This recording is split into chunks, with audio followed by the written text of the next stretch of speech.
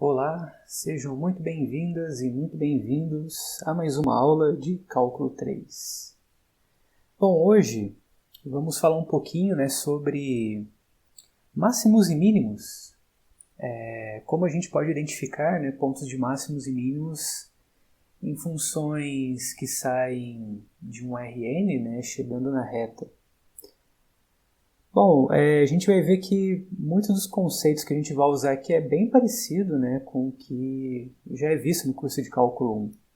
Tá? Então, vamos começar definindo o que são os extremos locais e absolutos para funções nesse contexto que a gente já vem estudando. Então, vamos lá. Então, vamos começar aqui com a nossa primeira definição, que dizemos que uma função real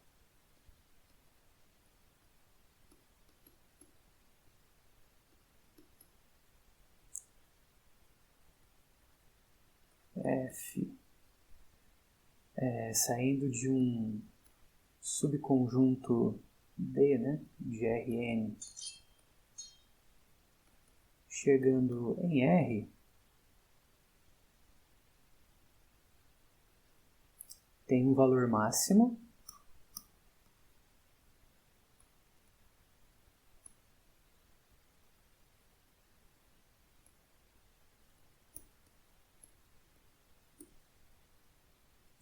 deixa eu só dar um destaque aqui.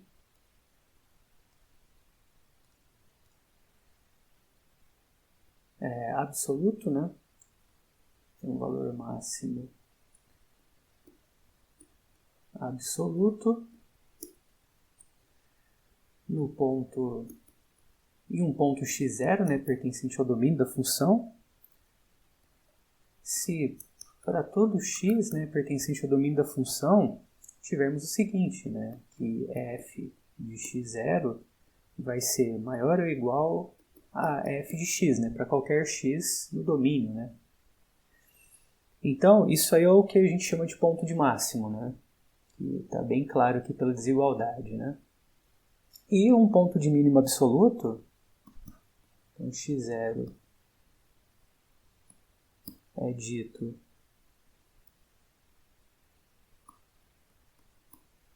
ponto de mínimo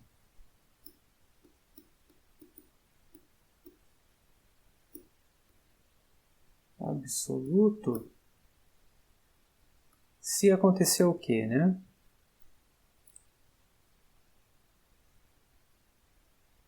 Se tivermos que f de x0 é menor ou igual que f de x, para qualquer x pertencente ao domínio, tá? Então, essas são as definições de valores absolutos, Então, além disso, a gente tem o seguinte, que a gente diz que a f possui um valor absoluto se isso acontece, Porém, nesse caso aqui, a gente diz que x0 ele é um ponto de máximo de f. Tá? Então, nesse caso aqui, a gente tem que x0 é um ponto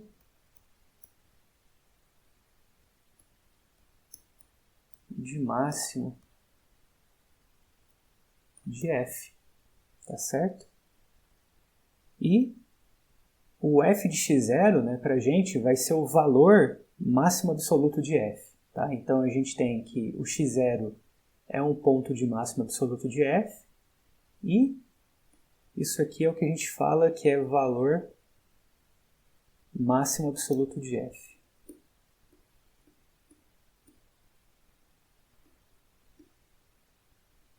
Absoluto de f, tá certo? E a mesma coisa acontece com o ponto de mínimo absoluto, que nesse caso aqui, a gente vai falar que x0 ele é um ponto de mínimo absoluto de f, ou simplesmente um ponto de mínimo,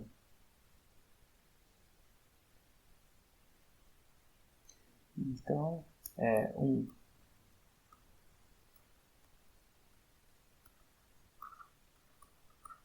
ponto de mínimo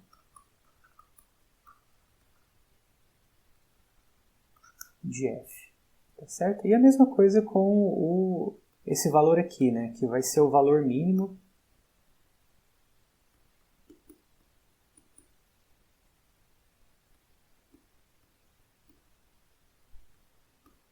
absoluto de f, tá? Bom, além disso, né, a gente acabou de ver as definições de valores, né, de pontos, de valores absolutos, né, valores de máximos absolutos e valores de mínimos absolutos, né. Além disso, temos também o que são os valores de máximo local e de mínimo local, caso exista, né. Então, dizemos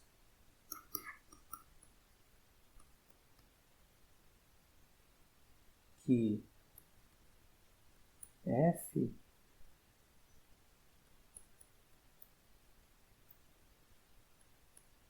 é um valor máximo local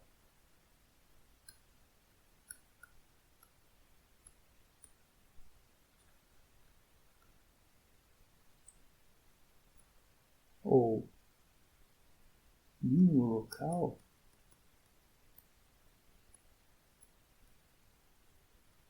vamos só dar um destaque aqui, né? Valor máximo local aqui, ou valor mínimo local aqui, de f, se existe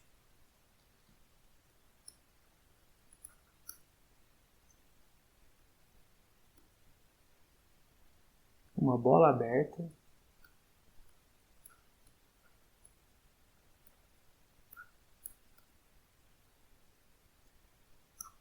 B de centro x0 e raio epsilon contido em D, né? Tal que acontece uma das duas coisas, né? Ou isso aqui, f de x0 é maior que f de x, ou f de x0 é menor ou igual que f de x para todo x dentro da bola. Tá certo? Então a diferença aqui é o seguinte, né? Que ao invés de você estar olhando, você tem uma função que tem essa cara aqui, vamos supor.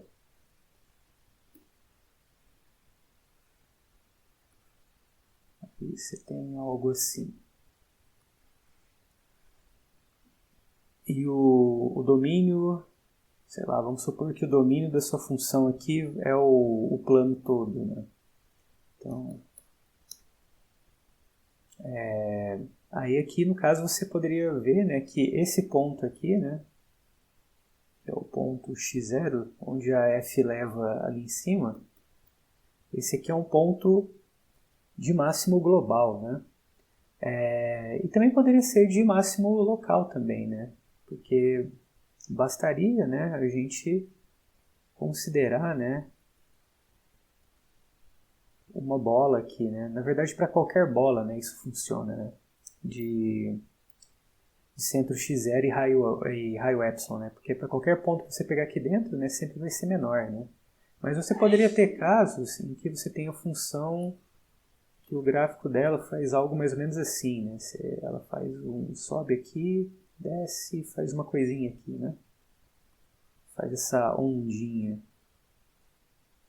Aí você tem o seguinte, né? Que esse ponto aqui, ele não vai ser um ponto de máximo absoluto, né? Não vai ser um valor absoluto, né?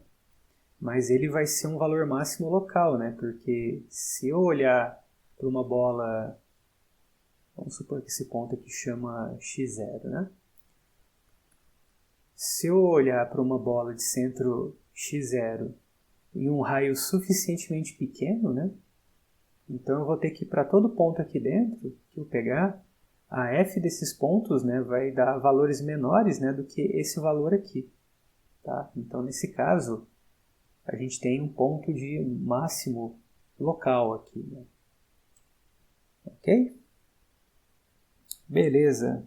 Vamos dar uma olhada em alguns exemplos, né, para ajudar a fixar as ideias. Muito bem. Então, o primeiro exemplo que a gente vai ver é o seguinte.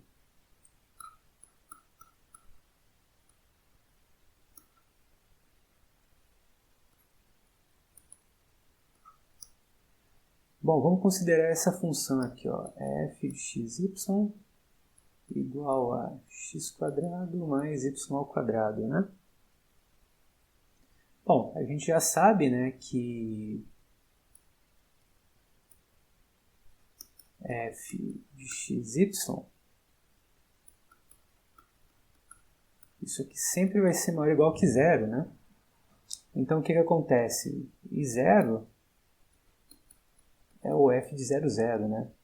E isso aqui vale para todo xy em R2, né? Então aqui está bem claro para a gente que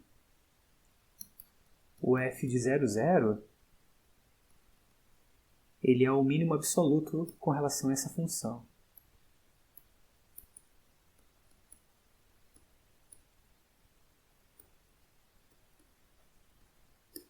Beleza? Bom, agora vamos considerar esse outro exemplo aqui. Ó. Toma uma f de xy igual a 2 menos x² menos y², tá? Bom, aqui novamente, né? A gente pode notar o seguinte, ó. Note que eu posso reescrever essa função desse jeito.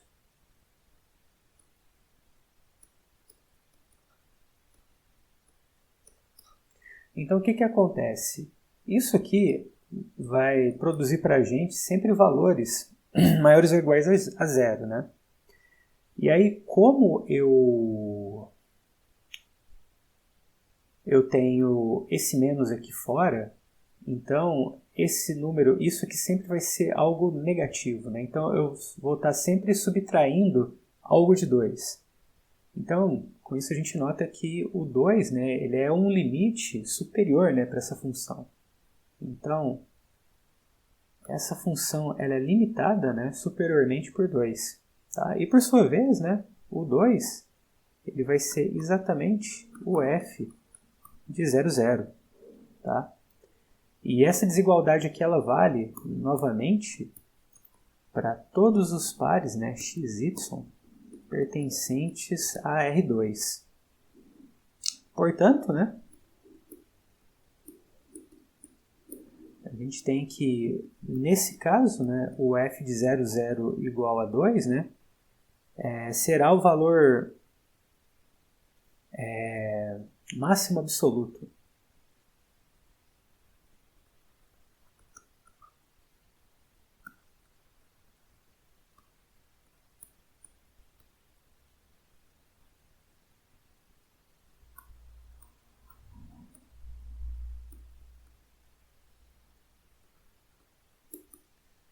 Ok?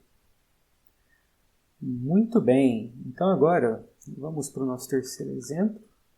Vai ser um pouquinho mais elaborado, que é o seguinte. Agora vamos considerar esse plano aqui, né? f de xy igual a 2x menos y. Tá? E seja A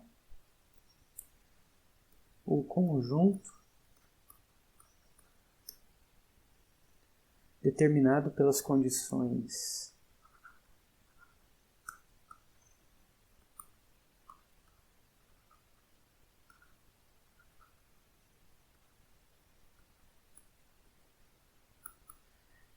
que é o seguinte, né? Eu quero que x seja maior ou igual que zero, y seja maior ou igual que zero, ou seja, o domínio está no primeiro quadrante.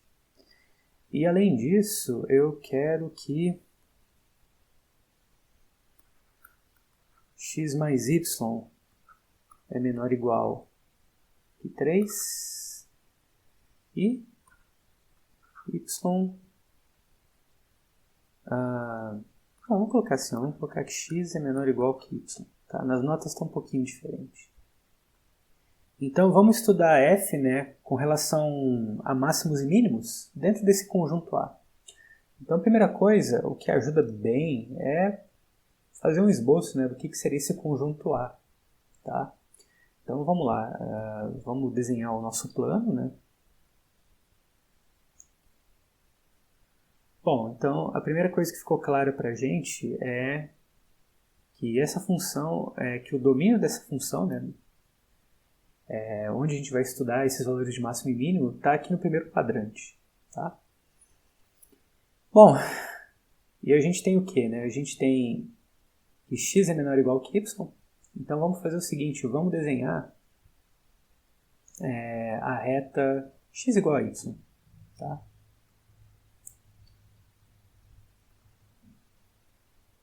Aqui está a nossa reta, vamos colocar assim, ó, y igual a x. Tá? E agora vamos pegar isso aqui, ó. E vamos dar um jeito de isolar o y também, né? Então, isolando o y, e vou esquecer um pouquinho da desigualdade por enquanto, tá? Vamos supor que a gente tem isso aqui, a igualdade. Aí daqui a pouco a gente analisa essas desigualdades, tá? Então vamos lá. Então, se eu olhar somente a igualdade aqui, eu tenho que y vai ser igual a menos x mais 3, tá? Que vai ser mais ou menos essa reta aqui, ó. Bom, onde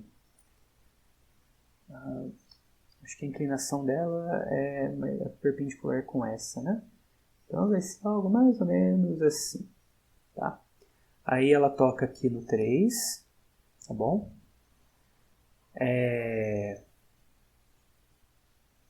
E aqui ela vai ter intersecção com essa reta no ponto 3 meios.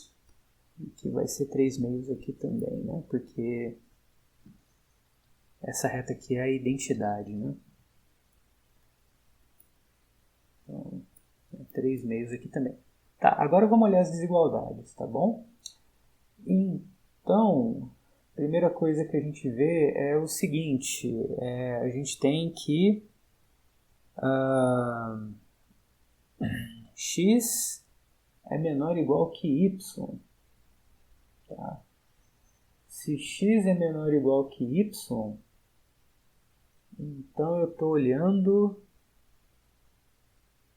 para os valores de y que são maiores ou iguais que x, né?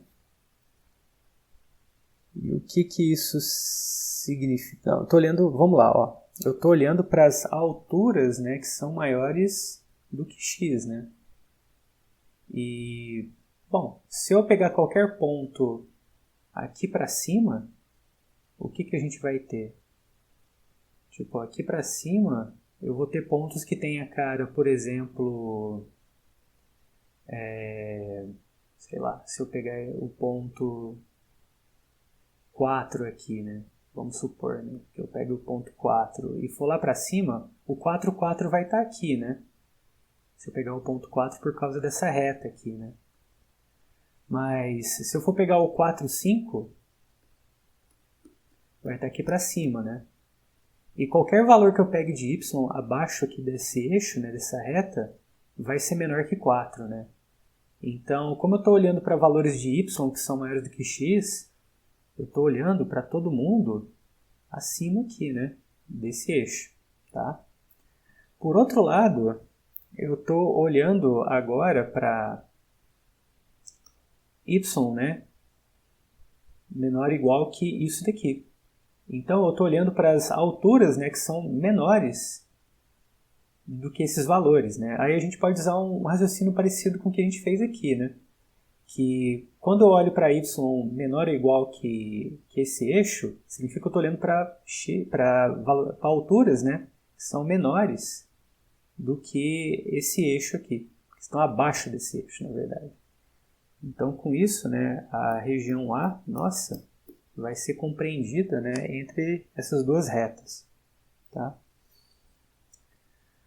Bom, aí agora vamos fazer o seguinte, né, vamos utilizar, né, curvas de nível só para tentar auxiliar a gente, né, nessa empreitada aí, né. Agora eu vou fazer o seguinte, eu vou pegar 3 curvas de nível, né. Então a primeira, então considerando z igual a 2x menos y, eu vou olhar a primeira curva de nível que vai ser z igual a 0, né. Isso aqui vai produzir para a gente a reta y igual a 2x. Tá? Se eu for olhar agora a curva de nível com relação a z menos 3, isso aqui vai produzir para a gente a reta y igual a 2x mais 3. Tá? E se eu for olhar a curva de nível z igual a 3 meios, isso vai produzir para a gente a reta y igual a 2x menos 3 meios. Tá? Bom, essas retas, elas vão estar respectivamente aqui, ó. Então, eu vou aproveitar o desenho aqui, né? Então a gente tem uma reta vai estar aqui, essa aqui vai ser a y igual a 2x mais 3. Aí tem uma outra que vai estar aqui, né? Que vai ser... Deixa eu redesenhar essa reta, que ela é um pouco mais inclinada, né? Ela seria mais ou menos assim, né? Então aqui eu tenho y igual a 2x mais 3. Aí eu tenho outra reta paralela a essa, que vai ser a... Vai passar aqui na origem, né? Que vai ser a y igual a 2x. E vou ter uma outra reta paralela que vai passar exatamente nesse pontinho aqui, que vai ser a y igual a 2x menos 3 meios. Tá certo? E o que está acontecendo, né? A gente percebe o seguinte, que a curva de nível disso aqui é 0, né? Então isso aqui tem altura 0. E isso daqui vai ter... Bom, aqui tem altura 0, aqui vai ter altura... perdão, aqui tem altura menos 3, né? Porque é esse aqui. Aí esse aqui vai ter altura 0, tá? E esse daqui vai ter altura 3 meios. Então, pelo fato, né, dessa função ser um plano, né, a gente meio que pode fazer isso, né, utilizar essas curvas de nível para nos auxiliar, né, porque o gráfico dela é uma coisa linear, né, então é um plano que ou ele vai estar crescendo, né, em alguma direção, ou decrescendo, né, ou vai ser de altura constante, né. Então, nesse caso, esse tipo de análise cabe, né. E a gente pode perceber que a f, né, ela cresce nessa direção, tá? Ok, então, por essa análise geométrica que a gente fez aqui, a gente pode perceber que os seus pontos de máximo e mínimo, respectivamente, vão ser o seguinte, né? Então, a gente vai ter que o ponto de máximo dela vai ser esse ponto aqui. E o ponto de mínimo vai ser esse aqui. Tá? Então, os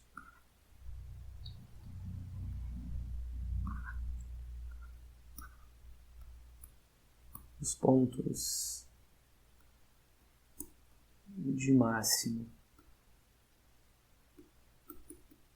e mínimo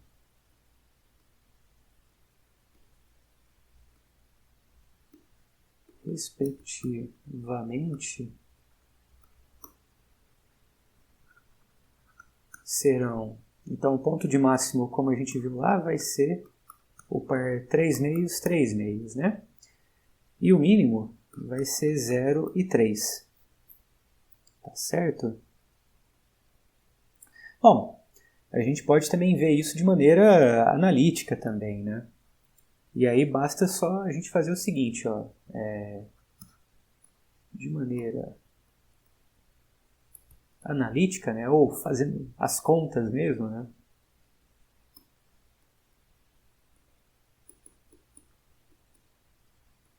Segue o seguinte, ó, vamos fazer assim, ó, vamos pegar f de x, y menos f de 3 meios, 3 meios, tá? Então aqui a gente tem o seguinte, que vai ser 2x menos y menos 3 meios, tá? Aí aqui a gente pode ajustar um pouquinho e colocar assim, ó, vou colocar 3 meios menos, eu vou quebrar o x, né?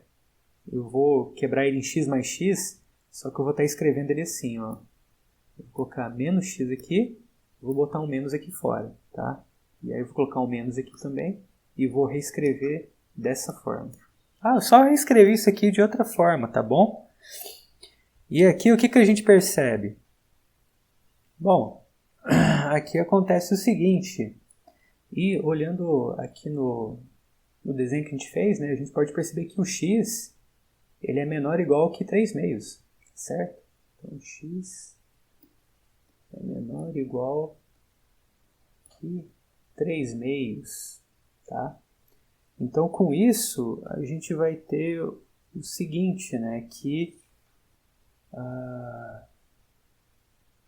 se x é menor que 3 meios, né, então a gente tem que, vamos lá, 3 meios menos x é maior ou igual que 0, tá certo? E a mesma coisa aqui, né, isso aqui implica que y menos x é maior ou igual que 0, tá? Então aqui você tem que isso aqui é maior ou igual que 0 e isso aqui é maior ou igual que 0, né? Mas você tem menos na frente, então você vai ter que isso aqui vai transformar isso aqui ser menor ou igual que 0 e isso aqui ser menor ou igual que 0, né? Então tudo isso aqui vai ser menor ou igual que 0. Bom, se isso tudo é menor ou igual que 0, então a gente pode concluir que f de x menos y é menor ou igual que 0, tá? Portanto, f de x é menor ou igual que f de 3 meios com 3 meios, tá? Portanto, né, f de 3 meios com 3 meios é o ponto de máximo, tá certo? E aí a gente pode fazer uma análise bem parecida agora com o nosso candidato, né, ao ponto de mínimo, da seguinte maneira, f de xy menos f de 0,3, tá? Vai dar 2x menos y mais 3,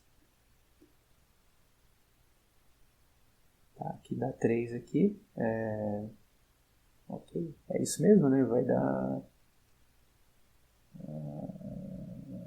f, é isso, né? E quando eu calculo f aqui, eu coloquei menos, né? Então é isso aí mesmo. E aí eu consigo ajeitar aqui da seguinte maneira, ó, vai ficar... Aqui eu vou somar e subtrair x, né? Então eu vou deixar assim, ó, 3x mais 3 menos x menos y. Tá certo? Bom, o que eu fiz aqui? Aqui eu somei e subtraí x, né? Então, pode até falar que eu fiz assim, ó, mais x menos x, né? Aí aqui ficou 3 e esse menos x apareceu aqui, né? Bom, primeira coisa que a gente analisa, né? Isso aqui vai ser maior ou igual que 0. Por quê? Porque eu estou tomando valores, né, de x maior ou igual a isso aqui zero. Tá certo? E outra coisa que a gente tem que fazer agora é observar o seguinte. Lá em cima eu disse que x mais y é menor ou igual que 3. Tá? Então, vou deixar anotado aqui em cima. Ó. X mais y é menor ou igual que 3. Tá? Então, se eu passar tudo para o lado de lá, eu vou ter que 3 menos x menos y vai ser maior ou igual que zero. Então, isso aqui é maior ou igual que zero. E tudo isso, né, vai ser maior ou igual que zero. Porque eu estou pegando algo que é maior ou igual que zero e somando com algo que é maior ou igual que zero. Tá? Então, portanto, a gente tem que f de xy menos f de 0,3 é maior ou igual que zero. Tá? E aí, a gente tem que f de xy é maior ou igual que f de 0,3. E com isso a gente mostra que o f de 0,3 ele é de fato, né, o ponto de mínimo local. Tá? Muito bem. Bom, agora vamos ver o seguinte. Tem um teorema, né, que ele vai ser muito útil, né, para caracterizar extremos locais, né? Que a gente vai ter o seguinte, não, se a gente tiver um extremo local, então vai acontecer alguma coisa. Tá? E vai ser o seguinte, vou até trocar aqui de lousa. Então, nas notas, esse é o teorema 16.1, que é basicamente o que eu acabei de falar, né? Ele se chama de caracterização de extremos locais.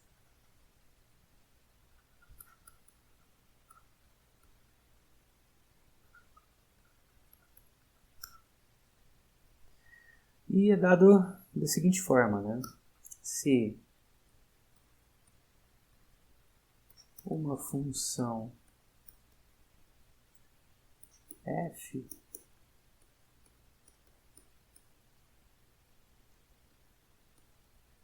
vou fazer para o Rn, né?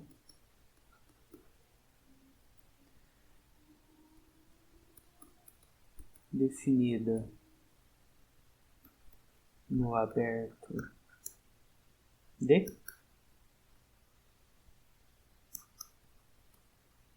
tem um valor extremo local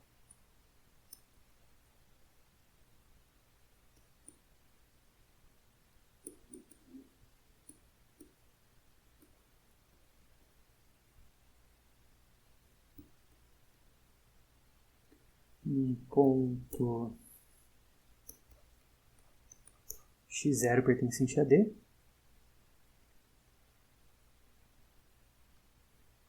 E então a gente está pedindo que ele tenha um valor extremo local e, além disso, eu vou pedir o seguinte, né? E se as derivadas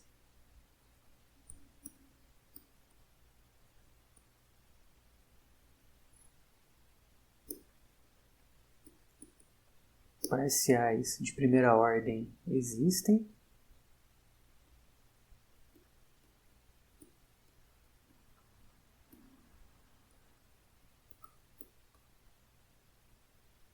no ponto x0, né?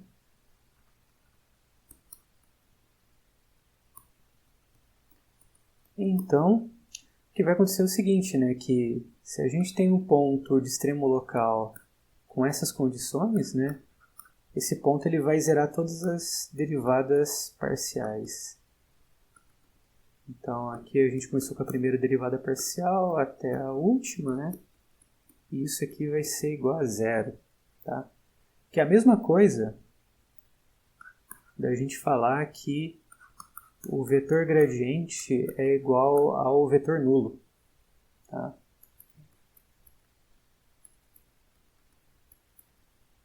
Tá certo? Bom, vamos dar uma olhada rapidinho, né, na demonstração desse fato. Bom, a demonstração é o seguinte, ó. Então, a primeira coisa que a gente vai fazer é supor que f tem um extremo local em x0, né? Então, beleza. E aí, beleza, então ele tem um extremo local em x0. E o D, ele é um conjunto aberto, né? Vamos fazer um desenho aqui do D. Aqui, né? O D é o meu conjunto aberto. E o x0, ele está aqui dentro. Tá? Esse é o nosso ponto de extremo local. Então, o que acontece, né? Eu posso estar pegando um vetor, que eu vou chamar de EI, na verdade para qualquer vetor EI, tá? Qualquer vetor da base, vamos supor que esse vetor aponte, sei lá, né? Para lá, né? Tá? Então eu tenho esse vetor EI, tá?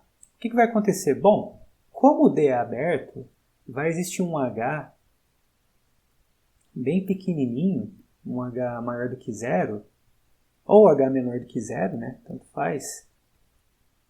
Se for maior do que zero, ele vai um pouquinho para cá, né? Se for menor do que zero, ele vai um pouquinho para cá, né? De forma que esse segmento ele está inteiramente contido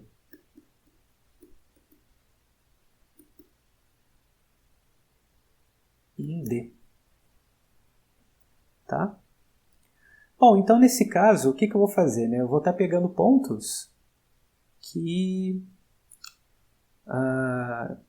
eu posso estar pegando pontos, né, nesse intervalo que vão ter a seguinte cara, ó, vai ser x0 mais 1h vezes EI.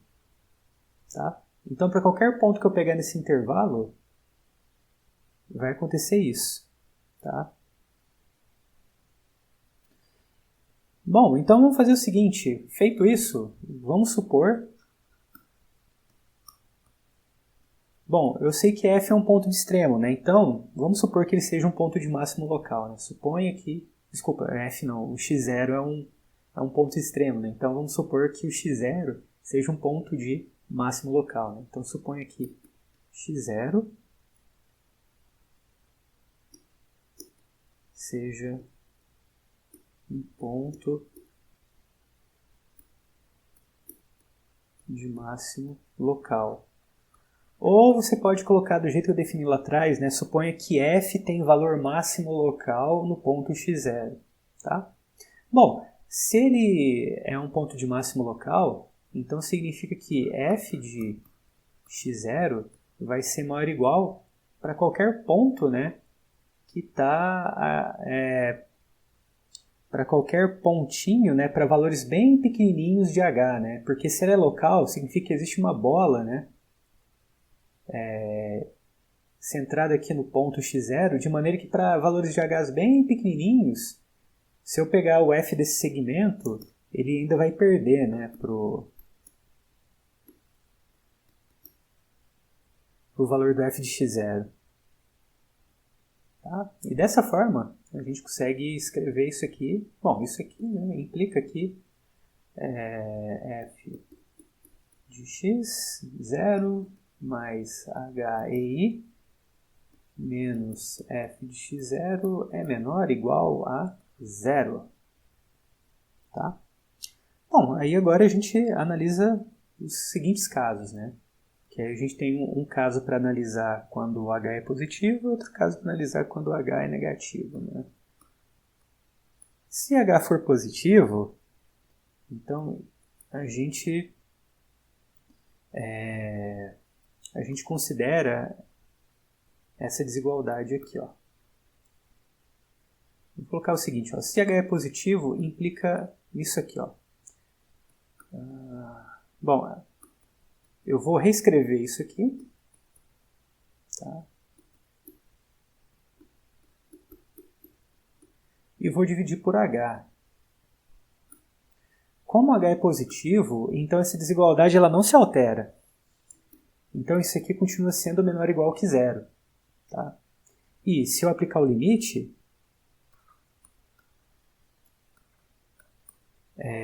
pela direita, né, já que eu estou pegando o H positivo,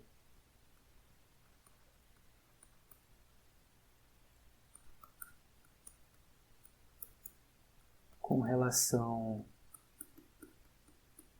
a essa razão, a gente tem que o sinal do limite é preservado, tá?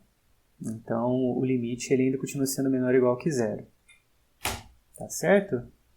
Muito bem. Então, agora vamos analisar o caso, né, em que o h, né, ele é negativo. Então, se h é negativo, isso implica o seguinte, que se a gente repetir a mesma expressão que a gente viu agora há pouco, e dividir por h, a desigualdade ela vai mudar, né? Porque aqui em cima eu tinha que era menor ou igual a zero, né? E aqui eu tenho que é menor do que zero, né? Então aí inverte, né? Vai ficar maior ou igual a zero, tá? E novamente, né? Como a gente tem isso aqui, se eu aplicar o limite pela esquerda, o sinal também vai ser preservado, vai ser conservado.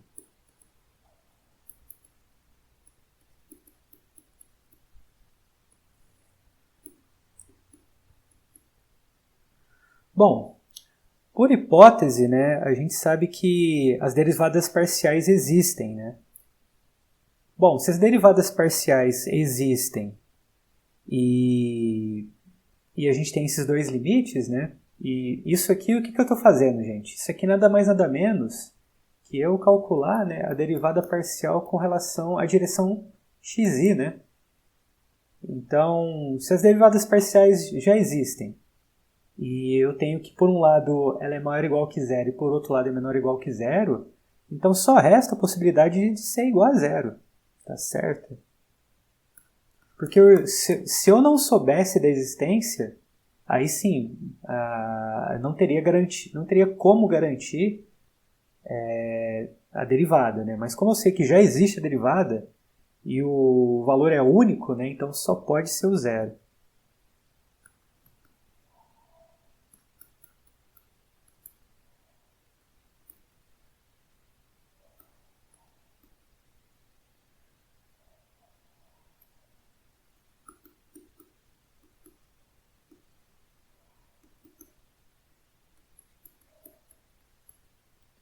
Certo? Então, com isso, né, a gente mostrou que todas as derivadas parciais elas vão ser iguais a zero, né, quando eu assumo f um ponto de máximo. Mas se eu assumir o f um ponto de mínimo, a demonstração também é a mesma, tá? É só fazer as respectivas adaptações aí de sinal e tal, mas provavelmente só vai dar uma coisa invertida aqui, né? Que nesse caso aqui provavelmente vai dar algo maior do que zero, e aqui maior ou igual a zero, e aqui menor ou igual a zero. Tá certo, gente? Bom, agora vamos continuar, né? Ainda falando sobre máximos e mínimos de funções, né? Só que no contexto de funções contínuas. Eu não me lembro se eu defini antes o que é ponto de fronteira, mas se eu não definir, vamos só fazer uma definição bem rápida aqui, né? Bom, deixa eu só fazer o seguinte. Então vamos lá. Suponha que eu tenho um ponto que está dentro do meu Rn, tá certo? E esse ponto, ele é dito ser... Vou colocar aqui, ponto de fronteira.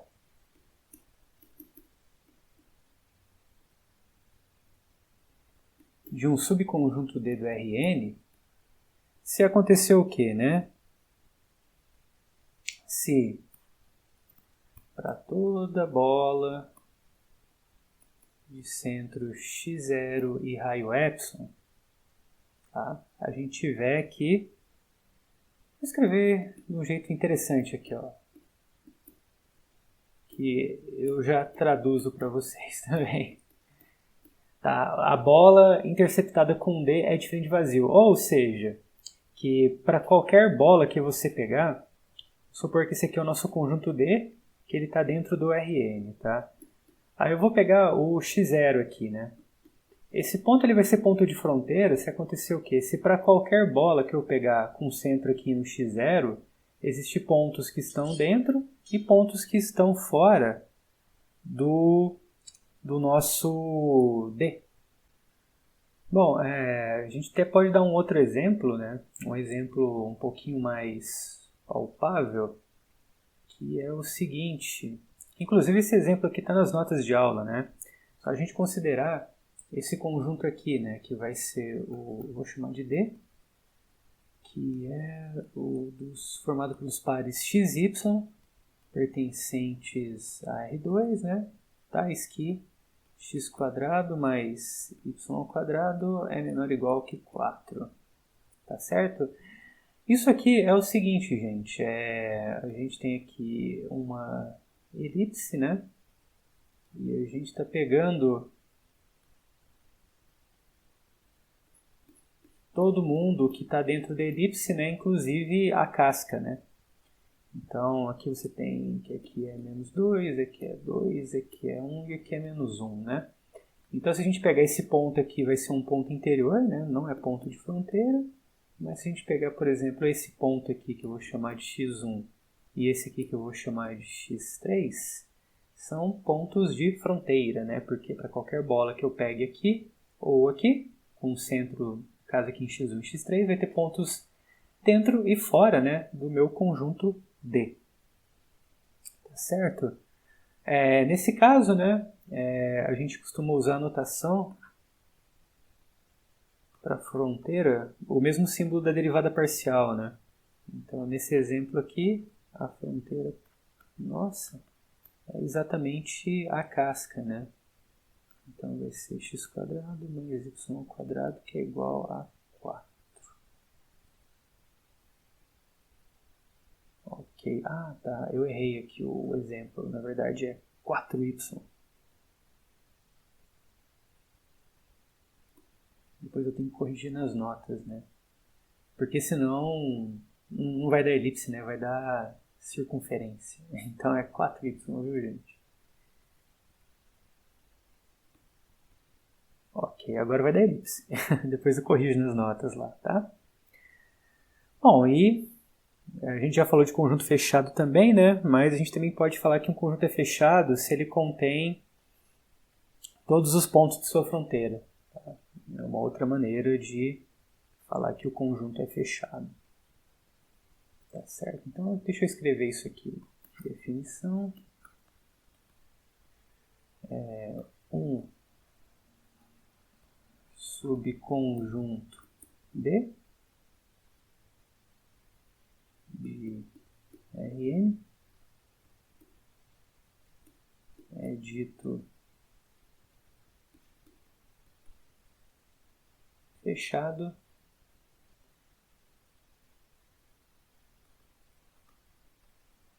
quando o mesmo contém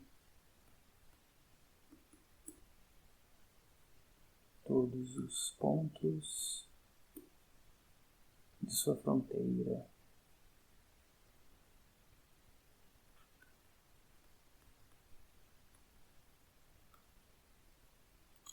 Beleza. Bom, com isso a gente pode falar, né, do Teorema de Weierstrass, né? Só para lembrar também, gente, se a gente já viu isso, né? Mas só para refrescar a memória, a gente diz que D é limitado se existe uma bola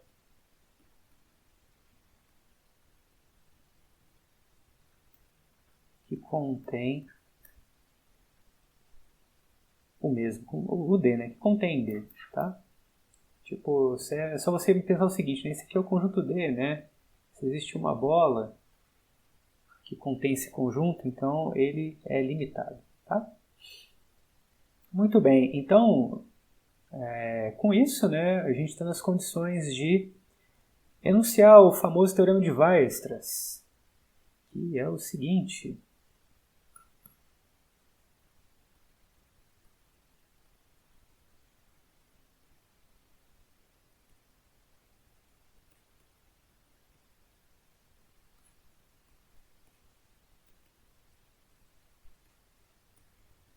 seja f de B aqui dentro, tá? Uma função contínua.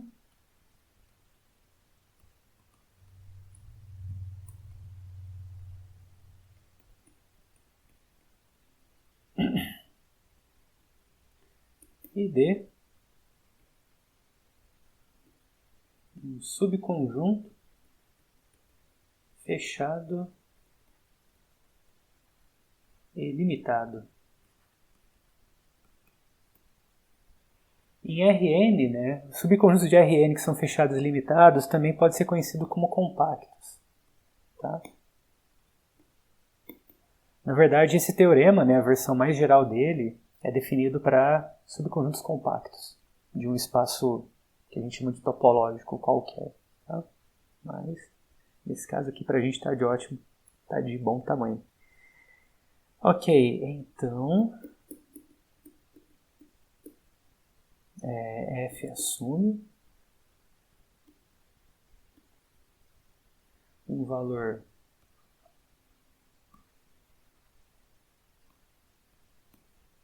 máximo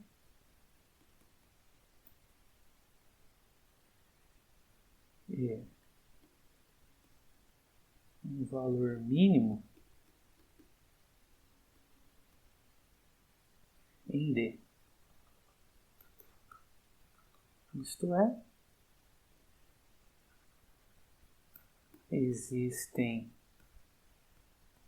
pontos x1 e x2 em D, tais que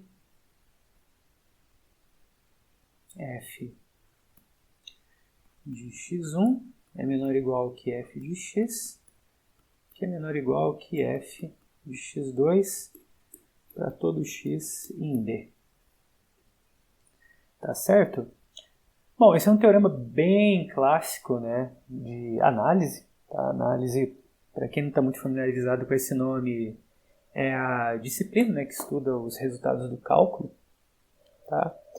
E como o foco dessa demonstração não é o... Desculpa, essa demonstração não é o foco do curso, eu estou deixando nas notas de aula uma referência para quem quiser saber como se demonstra. Não é difícil, viu? Mas toma um pouquinho de tempo, né? E aí eu deixo como um extra mesmo, né? Para quem estiver interessado em entender como é que é a demonstração disso, que é muito interessante, né? Que é bem surpreendente também, né? Se você tiver algo que é uma função contínua e o domínio um subconjunto fechado e limitado, né? Então você garante com certeza que vai existir um máximo mínimo. Esse é o tipo de teorema, né, que fala que existe, né, mas não exibe, né? Tipo, fala, olha, existe um máximo e um mínimo, né?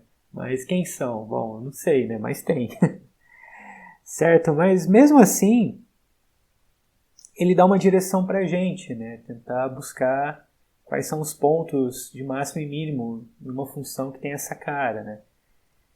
Que o roteiro, né, que ele permite a gente estabelecer é o seguinte. Então, primeiro, a gente vai determinar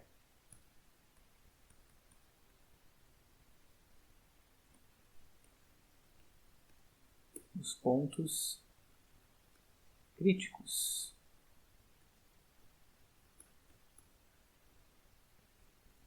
Que estão no interior de D.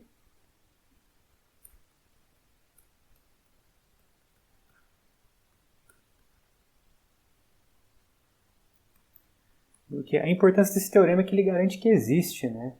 Porque se for em outro contexto, não necessariamente vai existir pontos de máximo ou de mínimo, né? Mas nesse contexto, sim. Ok, então, primeiro a gente investiga pontos críticos que estão no interior de D, depois a gente vai determinar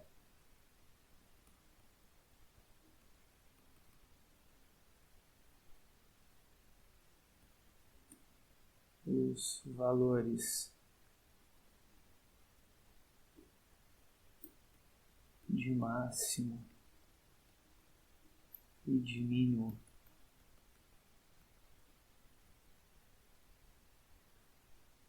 de f na fronteira de D.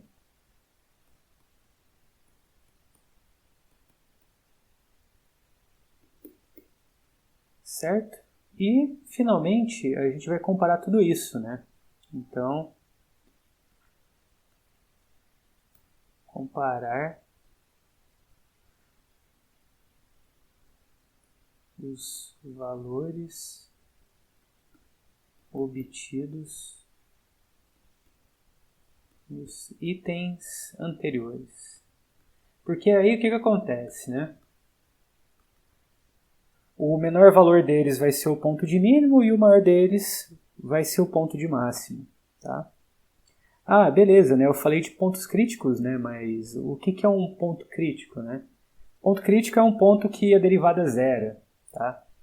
É que aqui acontece o seguinte, deixa eu escrever a definição e eu vou fazer um comentário, né, com o teorema da caracterização, né, de extremos, que a gente viu agora há pouco. Então vamos lá, ó. Eu escrevi ponto crítico, mas não falei o que era, né? Mas não tem problema, ó. Um ponto x0 é chamado ponto crítico. Depois nas notas eu vou colocar antes a definição. Ponto crítico de f se as derivadas parciais forem iguais a zero, né? Que é a mesma ideia, né, de ponto crítico para funções reais lá do cálculo 1, né? Que é a mesma coisa que o gradiente, né? Ser igual ao vetor nulo, tá? Ou, além disso, né? Ou se uma das derivadas parciais não existir.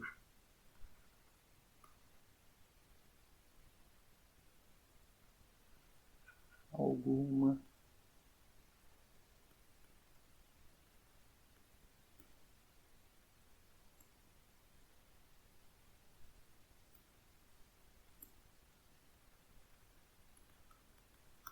Certo? O que acontece? Ó? Então, beleza. Então, a primeira coisa que a gente vai fazer segundo o roteiro é determinar os pontos críticos no interior de D, né? Ou seja, a gente vai determinar os pontos em que as derivadas parciais zeram, tá?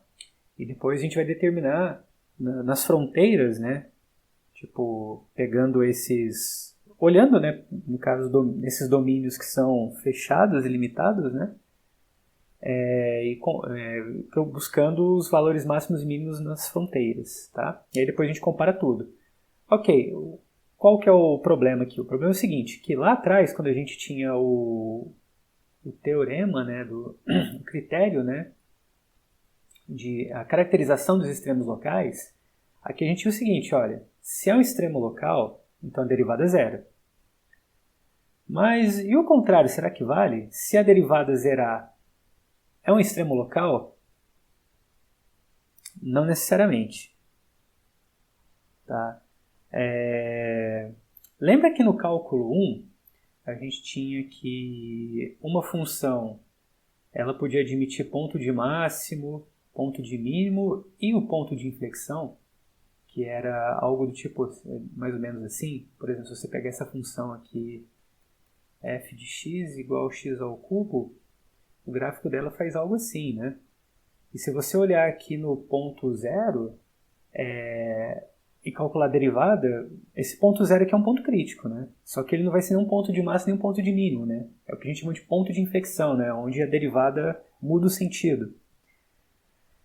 Para funções saindo de Rn e chegando em R, a gente tem uma definição bem parecida que é a de ponto de Sela, que é a seguinte, que a derivada também vai zerar, né? Só que ela também não vai ser nem um ponto de máximo nem um ponto de mínimo. Deixa eu escrever aqui. Então, definição. Um ponto crítico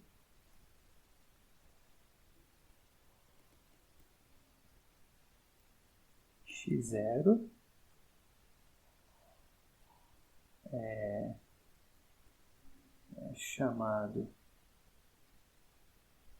de ponto de sela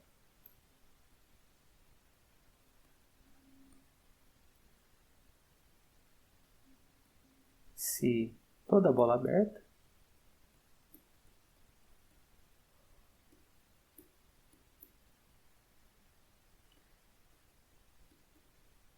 centrada em x0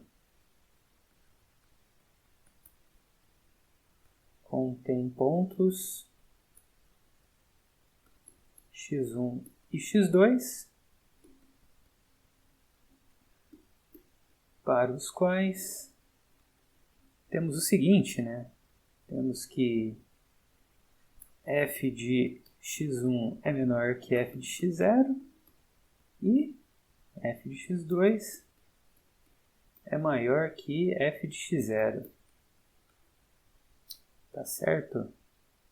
Ou seja, né, atesta que o f de x0, né, ele não vai ser nem um mínimo, né, nem um valor mínimo, nem um valor máximo.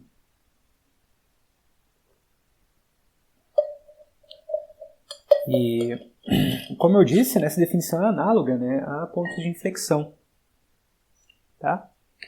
Vamos ver um exemplo, né, para a gente ilustrar melhor o que é um ponto de sela. Na verdade, vou usar um exemplo bem clássico aqui. O gráfico desse exemplo, aliás, lembra uma sela mesmo, né? Uma sela de cavalo.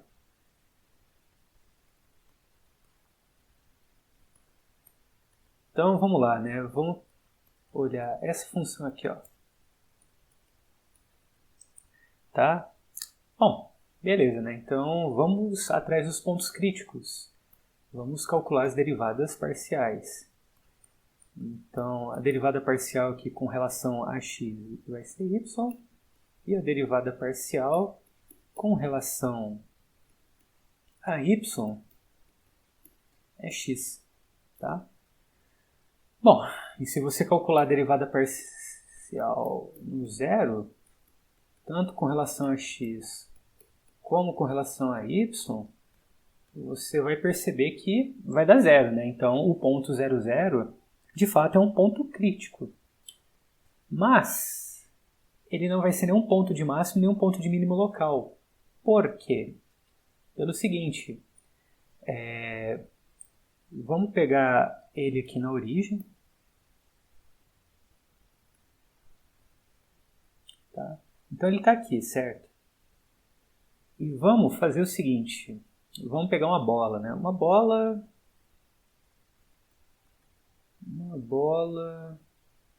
com um raio qualquer aqui, tá? Sei lá, suponho que tem raio epsilon. Tá? A distância aqui é epsilon, tá bom?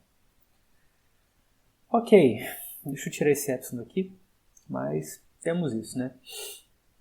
Vamos fazer o seguinte, vamos pegar duas retas auxiliares, né? Eu vou pegar essa reta aqui e vou pegar essa outra reta aqui que eu vou pintar de outra cor. E vamos numerar os quadrantes, né? Então aqui a gente tem o primeiro quadrante, segundo quadrante, terceiro quadrante, quarto quadrante. Tá. Os pontos daqui, eu estou pegando essa reta aqui que é a reta y igual a x, tá? Então os pontos daqui vai ter a cara RR e aqui vai ser menos RR, tá? E aqui eu estou pegando a reta y igual a menos x, né? E aí os pontos daqui vão ter a cara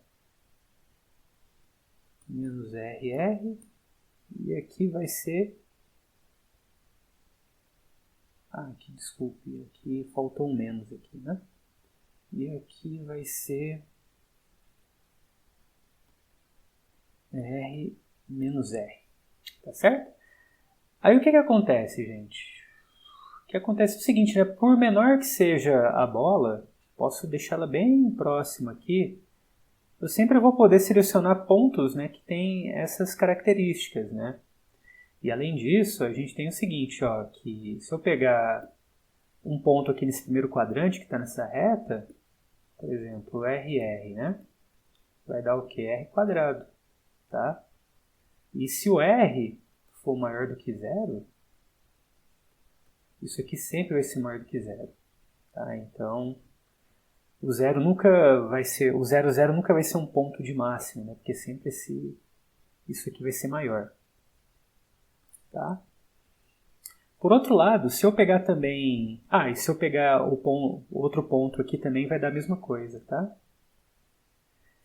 Por outro lado, para qualquer ponto que eu pegar aqui nessa reta, né, por menor que seja, vai sempre dar negativo, né? Então, mesmo se eu pegando o R positivo, eu vou ter aqui o seguinte, ó, isso aqui vai ser menos R quadrado, que é menor que zero. Então, o 0, 0 nunca vai ser um ponto de mínimo também, tá? Então, nesse caso, o ponto 0, 0 é o que a gente chama de ponto de Sela. E o gráfico dessa função é o seguinte, deixa eu pegar ele aqui, que ele é meio chatinho de desenhar, mas aí eu já pego ele feito aqui nas notas de aula.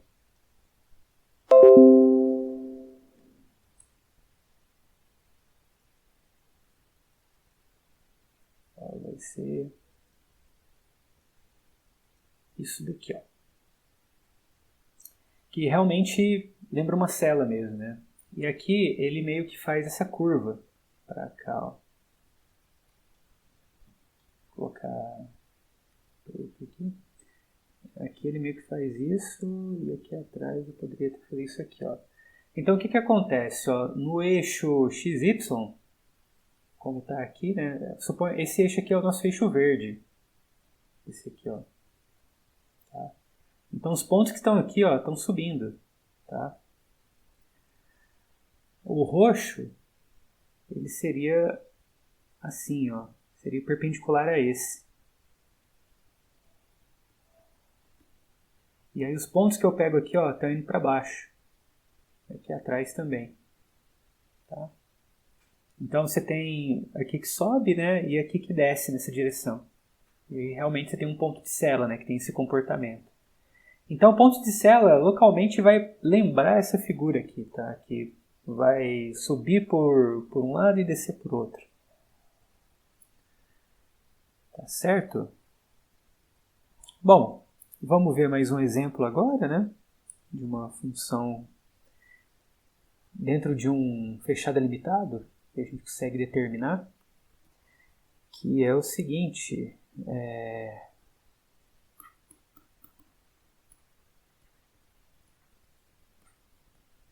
exemplo, vamos lá, seja f de xy igual a x ao cubo mais y ao cubo menos 3x menos 3y em D, onde D ele é dado da seguinte forma, ó. Ele é dado como os pares que estão no R2, tais que 0 é menor ou igual que x, que por sua vez é menor ou igual que 2, e módulo de y é menor ou igual que 2. Ou seja, isso aqui também você pode reescrever da seguinte maneira, né? Você tem que o y ele está entre menos 2 e 2. Bom, esse D você consegue representar ele como o seguinte retângulo. Que vai ser o seguinte, aqui, aí aqui você tem menos 2 aqui, 2 aqui e 2 aqui, tá? E aí vai ser essa área toda aqui compreendida por esse retângulo, né? Mais as fronteiras, né? Bom, então a primeira coisa que a gente vai fazer agora é identificar quem são os pontos críticos no interior dessa figura, tá? Então, para isso, né, vamos calcular as derivadas parciais dessa função.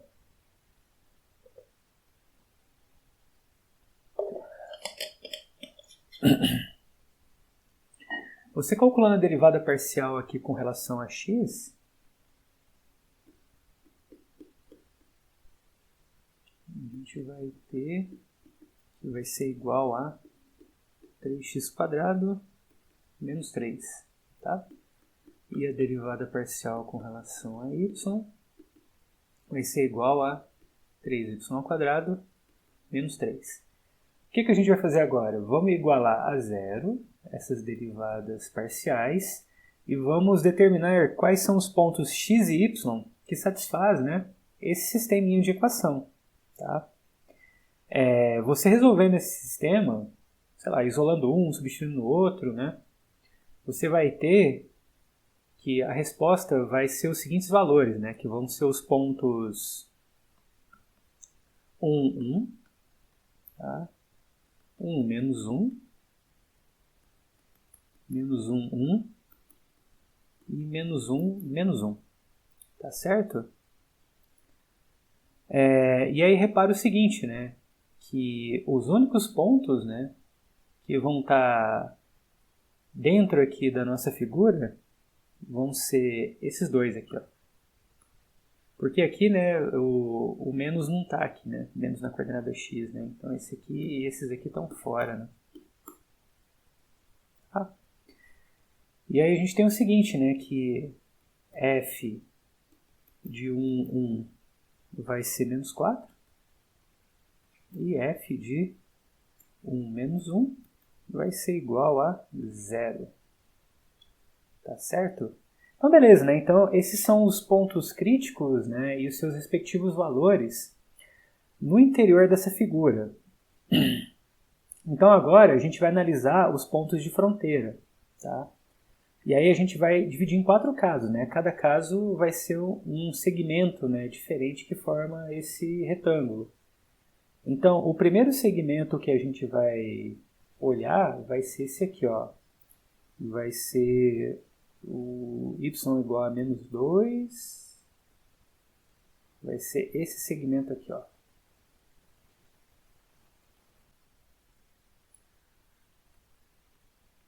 Bom, e esse segmento é quem, né? Bom, então vamos lá, né? Aqui a gente tem que o x, né, ele está compreendido entre 0 e 2 e o y é igual a menos 2, né?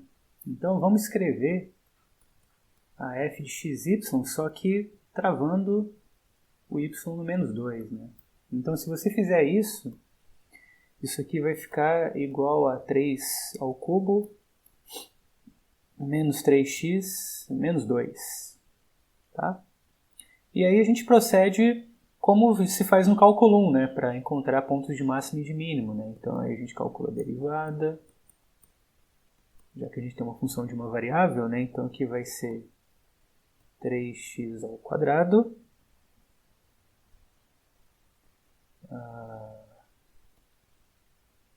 menos 3, tá? E depois a gente iguala a 0, né? E resolve isso aqui.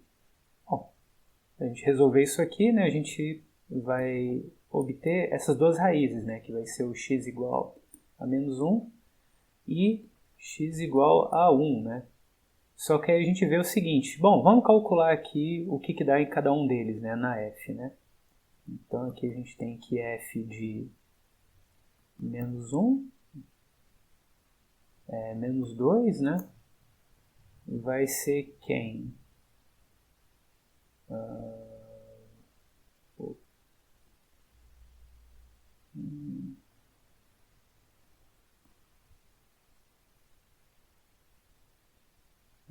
F de... Ah, tá. Perdão, gente. Uma coisa antes. A gente vai olhar esses pontos aqui, né? Que vão ser os pontos menos 1, menos 2, né? E 1, menos 2, correto? Eu ia calcular, mas nem precisa. Pelo seguinte, esse ponto aqui, ele não está dentro do D, né? ele não está dentro desse segmento, porque o x está compreendido entre 0 e 2, né? Então esse ponto aqui, ele está fora, né? Então a gente só vai olhar para esse ponto aqui e ver quanto que ele dá, né? E depois também a gente pode olhar quanto que dá os pontos de extremos, né? Que a gente tem que um extremo vai ser o 0 menos 2, né? E o outro vai ser... Ou a gente pode deixar isso para o final também, né? 2 e menos 2. Bom, no caso, né, a gente calculando o f de 1 menos 2, isso aí vai dar menos 4. Tá? E o f de 0 menos 2 vai dar menos 2. E f de 2 menos 2 dá 0. Tá bom? Então a gente tem esses 3 candidatos, né, a pontos de máximo e mínimo. E agora a gente repete a mesma coisa com os outros pedaços do retângulo, né? Agora a gente vai pegar esse outro aqui, né? Então aqui a gente só troca o y igual a menos 2 por y igual a 2. Então vamos lá, né? Então aqui a gente vai ter para x entre 0 e 2, y igual a 2, a gente reescreve a nossa função, que agora ela vai ser igual a x ao cubo, menos 3x mais 2, tá? Derivando ela e repetindo todos os procedimentos que a gente fez agora há pouco, a gente vai obter novamente 3 pontos, né? Que vão ser esse, incluindo os extremos, né? Tá? E aí, bom, o que a gente fez aqui, né? Só repetir, né? Eu derivei, igualei a 0, né? E obtive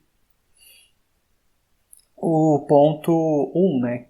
Provavelmente vai ser 1 e menos 1 também, raiz disso, e o menos 1 ele vai ficar de fora, né? Bom, e aí a gente tem isso aqui, né? E calculando as f's, né, de cada um, a gente vai ter que f de 0,2 vai ser igual a 2, f de 1,2 vai ser igual a 0, né? E f de 2,2 vai ser igual a 4. E agora, o que a gente faz? Agora a gente olha esse lado aqui. Tá? Esse lado aqui o que é, né? Esse lado aqui, quem vai estar travado agora é o x, né? O x e o y que vai variar. Então, nesse caso, o x, o y, o x vai ser igual a 0 e o y ele vai estar variando entre menos 2 e 2, tá? E dessa forma, a gente vai escrever a nossa função desse jeito aqui, ó.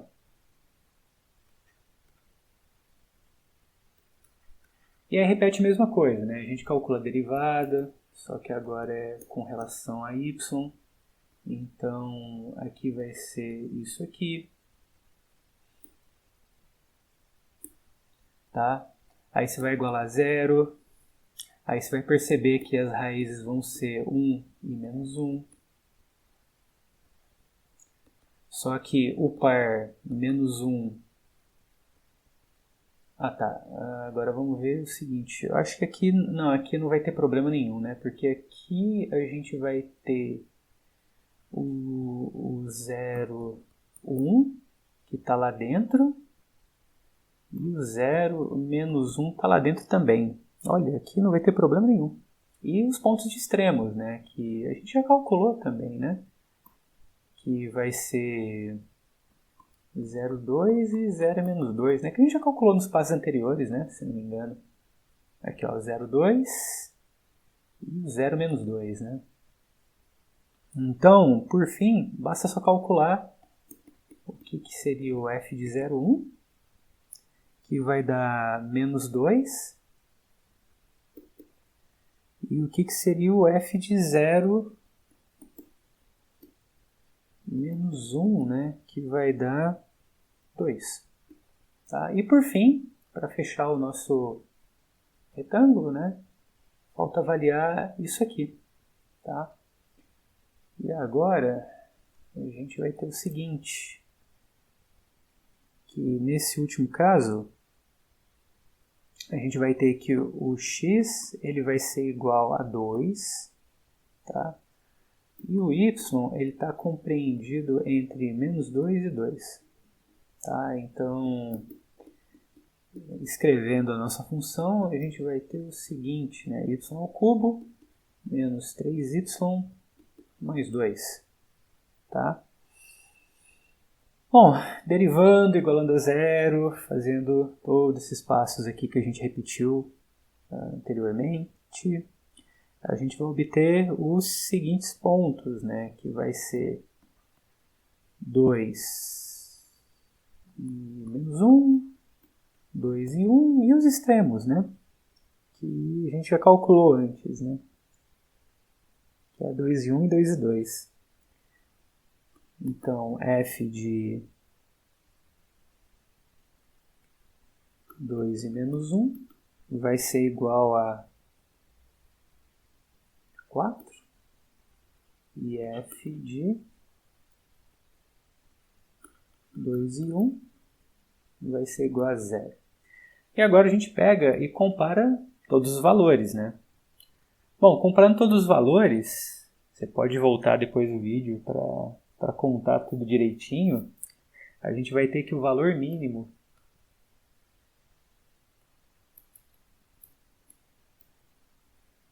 de f em D é 4, tá? E é atingido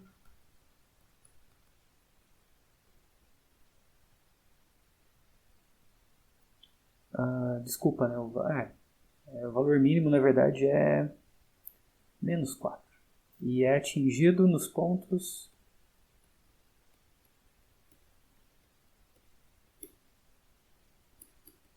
1 e 1 e menos 2. E o valor máximo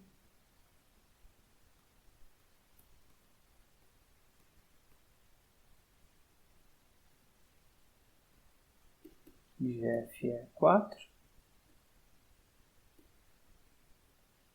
e é atingido nos pontos 1, 1 e 1 e menos 2. Certo? Bom, então essa foi uma maneira, né, da gente estar obtendo, né, os valores de máximo e mínimo para quando a gente tem domínio, né, como sendo conjunto fechado ilimitado dentro do Rn, né? Nesse caso no R2, né, que a gente fez, né?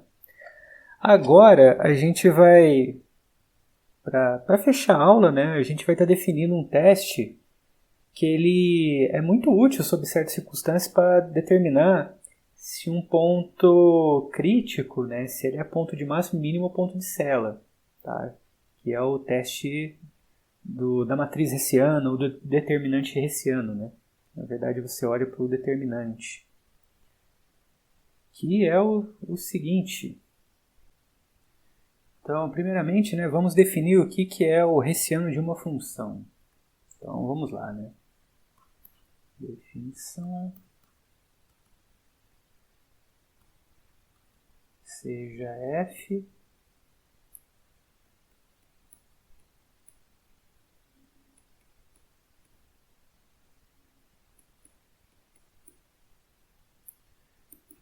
D aberto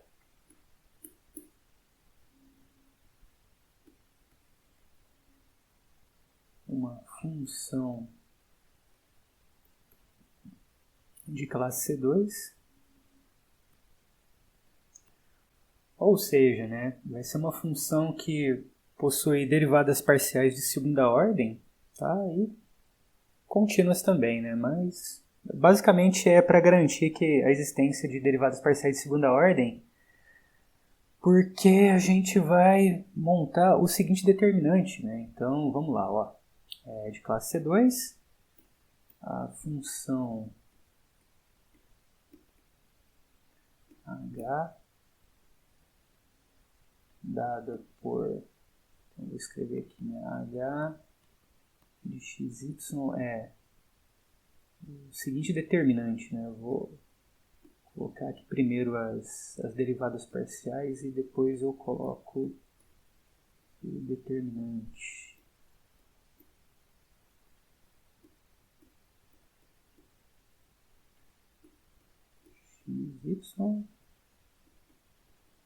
xy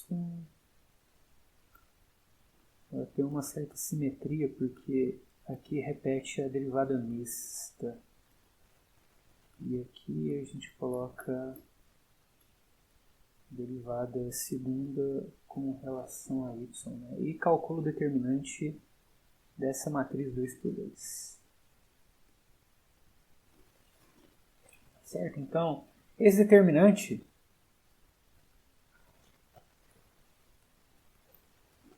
denomina-se hessiano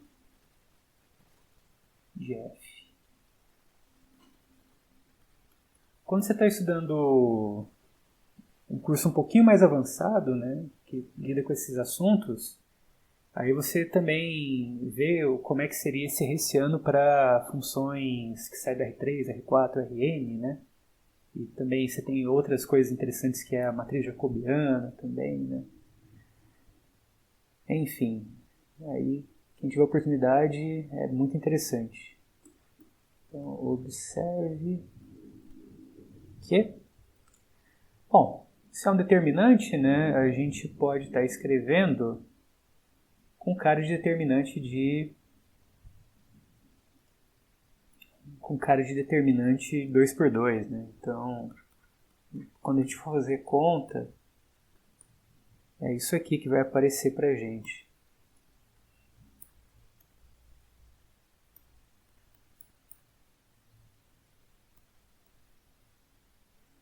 Eu acabei escolhendo a notação mais trabalhosa, né, de se escrever.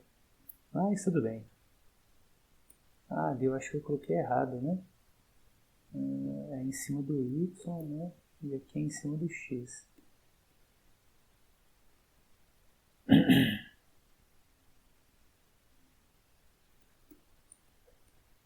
Menos, e aí a derivada mista ela vai aparecer elevado ao quadrado.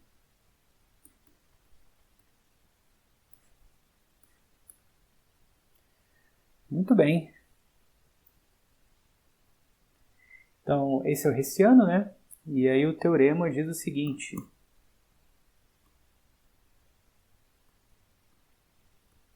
É o teorema 16.3. Ele diz assim, ó, seja f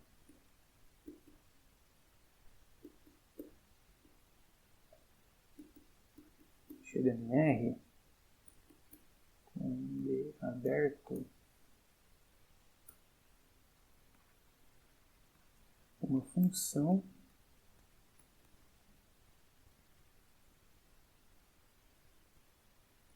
de classe C2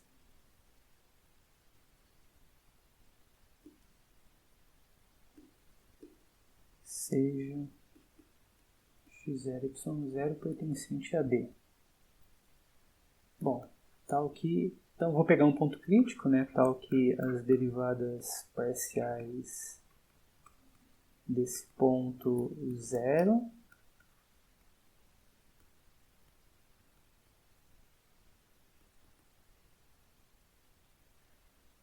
então acontece o seguinte, ó. Então beleza, a gente pegar um ponto crítico, a gente pode fazer os seguintes testes, né? Lembra do teste que a gente fazia em cálculo 1, né? Que se a derivada segunda era menor do que zero, então era o ponto de máximo. Se era maior do que zero, era ponto de mínimo. Se era igual a zero, era ponto de inflexão. É mais ou menos parecido com isso aqui. Mas aqui a gente precisa de mais coisas, né? A gente precisa, se o hessiano for positivo e a derivada parcial aqui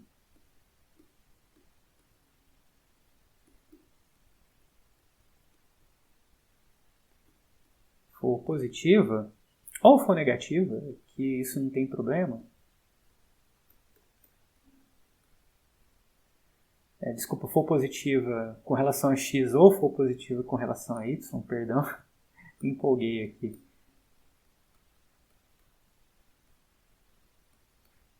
Então,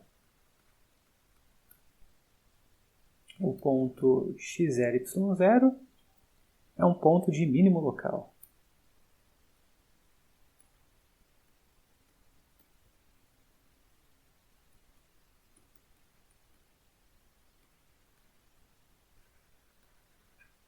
Beleza, aí algo muito parecido acontece se a gente tiver o seguinte.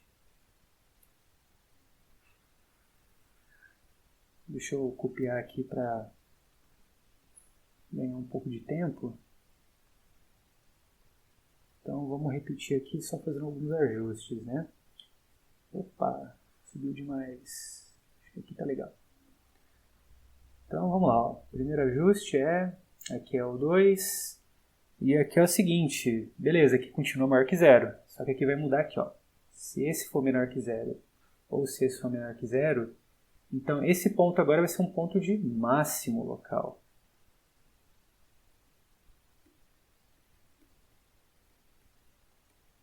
Certo? Então o hessiano sendo positivo, né, ele determina, né, se vai ser máximo ou mínimo, dependendo do que for a sua derivada parcial, né? Ok.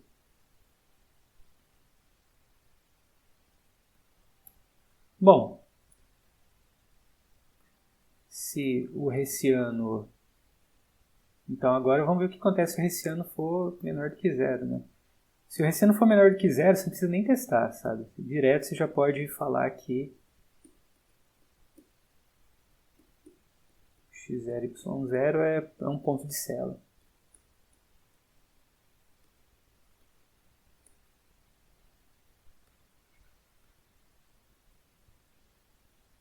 Bom, e se o hessiano for igual a zero, nada podemos afirmar.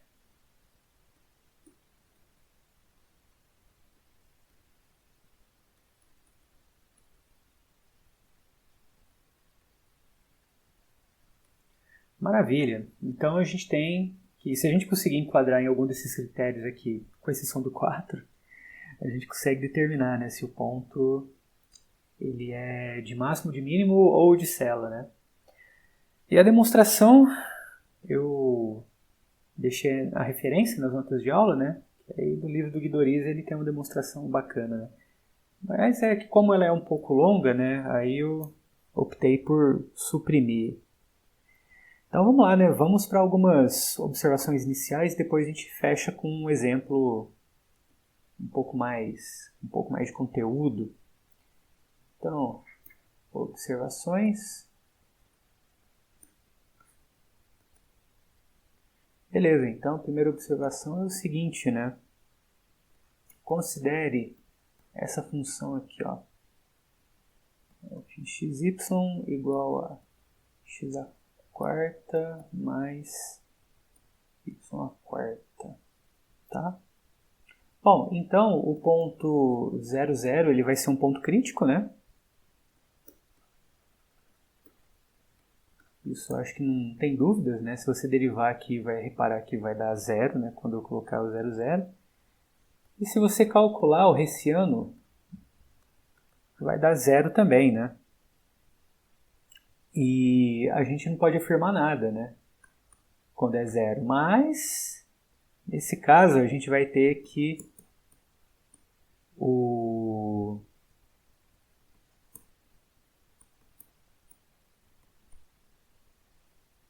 isso aqui sempre vai ser maior ou igual que zero, né?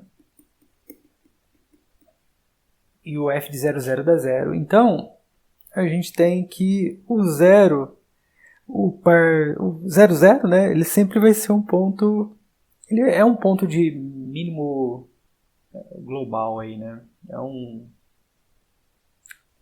O 0 é o valor absoluto, né? O valor mínimo absoluto aqui, tá? E olha só, e o Hessiano deu 0, né? Agora repara o seguinte, se a gente pegar agora essa outra função, que é menos x elevado à quarta e menos y elevado à quarta, você também tem que o 0, 0 é um ponto crítico. Faltou crítico aqui, ó.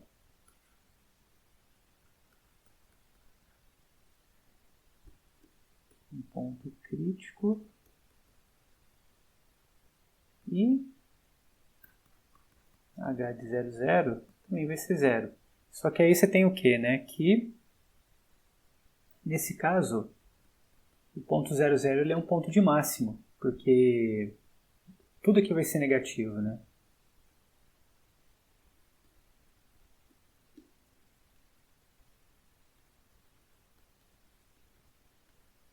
Certo? E a gente tem o seguinte, que se a gente pegar esse outro exemplo,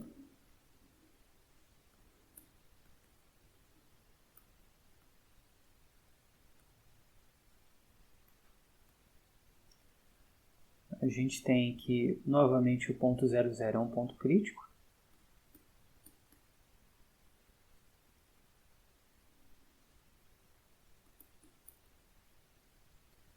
O Hessiano também vai ser 0, de 0, 0. Só que aqui, esse ponto vai ser um ponto de Cella. Que se você pegar no primeiro quadrante, todos os valores vão dar positivos do f, e no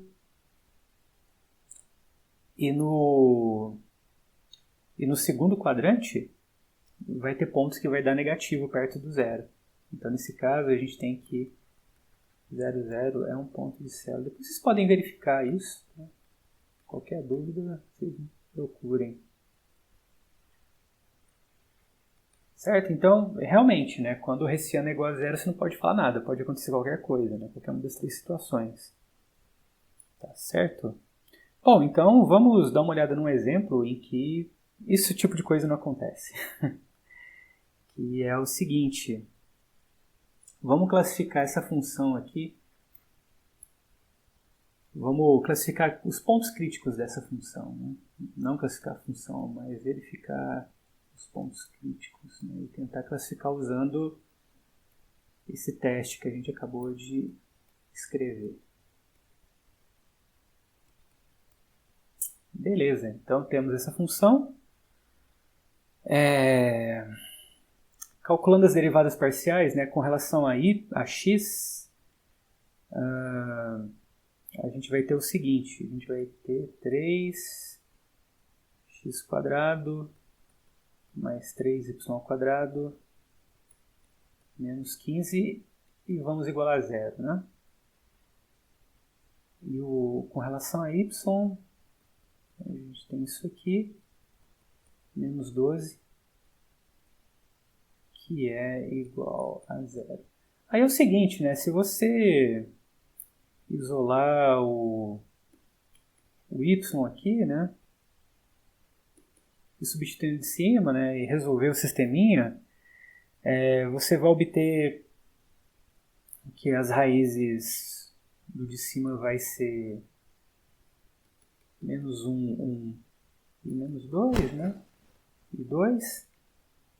E aí quando você volta aqui para os valores de y, né? Isso aqui vai dar menos 2, 2, menos 1 e 2. E aí você monta os parzinhos, né? Então aí você vai ter os pares menos 1, menos 2, né?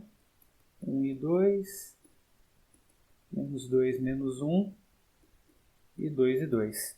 E aí vamos aplicar o teste por Hessiano, né? Então, note que o Hessiano aqui no caso, ele vai ser o seguinte, né? Vai ser 36x². Aí você tem que fazer as contas, né? E montar o Hessiano, tá? Quais são as contas? Você vai fazer o seguinte, vai calcular a derivada parcial com relação a x, né, duas vezes, multiplicar com a derivada parcial dupla, né, com relação a y, menos a derivada mista ao quadrado. Tá? Então, vamos lá. Ó, vamos começar aqui do começo. Né? Então, se a gente calcular aqui o hessiano no ponto menos 1, menos 2, isso aqui vai dar 36, que aqui vai ficar menos 1 ao quadrado, né? 36 menos, aqui vai dar positivo também, né? Menos 144, né? Porque vai dar 4 vezes isso, que é negativo, né? Não precisa nem fazer a conta, né? Então, nesse caso, a gente tem que o ponto menos 1, menos 2 é um ponto de Cela.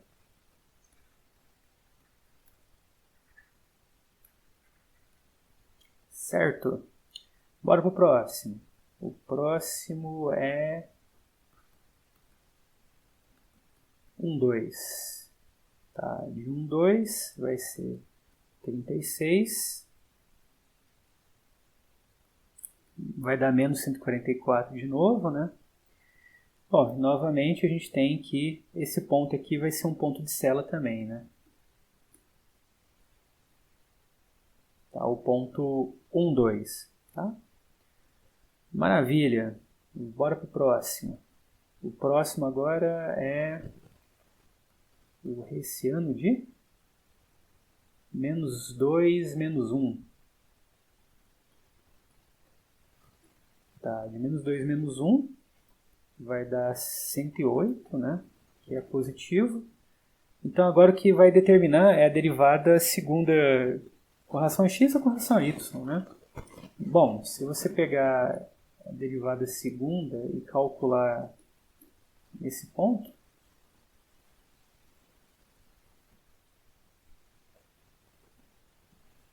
deixa eu ver se é isso mesmo. Deixa eu dar uma olhada aqui nas minhas anotações para ver se eu não escrevi algo errado. Tá, vai dar menos 1, menos 2. Tá, vai dar menos 12.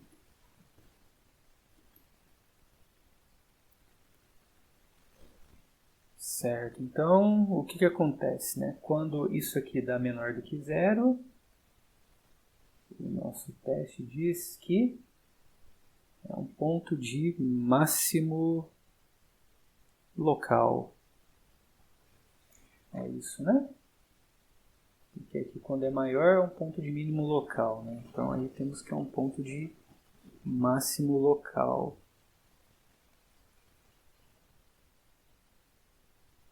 Então temos que o ponto menos 2, menos 1 é um ponto de máximo local.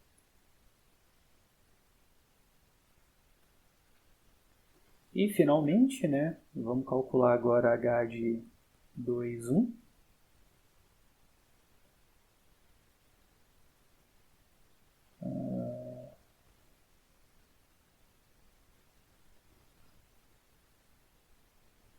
Perdão, aqui é isso que eu estava achando estranho. Então aqui a gente vai ter 2, 1. Isso, agora está correto. Então h de 2, 1. A gente vai ter o seguinte, né, que vai dar 108 também, que é maior do que zero. Porém, quando a gente calcular a derivada parcial aqui com relação a x desse ponto, isso aqui vai dar 12, que é positivo, então esse ponto vai ser um ponto de mínimo local.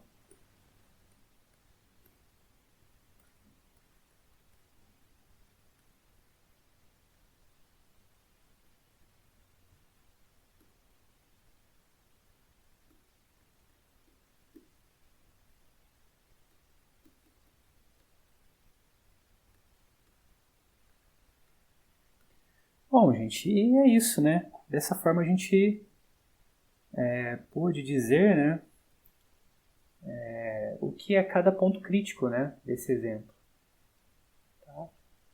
Bom, vou estar deixando alguns exercícios nas notas, né, para vocês praticarem esses testes, né, e os outros caminhos que a gente falou também. Bom, mais uma vez é sempre bom lembrar, né, para continuar se cuidando, né, ainda vivemos em época de pandemia, e até a próxima!